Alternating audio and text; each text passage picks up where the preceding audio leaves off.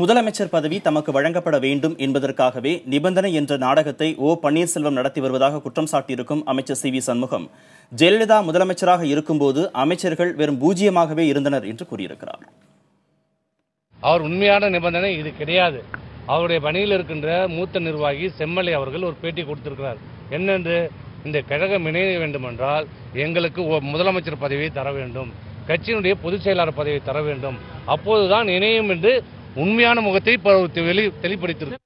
அம்மா இருக்கின்ற போது அம்மா தான் நம்பர் 1, நாங்கள் எல்லாம் 0. அம்மாவை சுற்றி அனைத்து பணிகளுமே அம்மாவை சுற்றி தான். அம்மா அனைத்து காரியங்களும் அவர்களே நிறைவேற்றிக் கொண்டிருந்தார்கள். அவர்கள் இருக்கும்போது சிறப்பாக ஆட்சி செய்து கொண்டார். இப்போது அந்தந்த பணிகளை அவர்கள் துறையை போய் அந்த பணிகளை செய்து கொண்டிருக்கிறோம். இதில் என்ன தப்பு?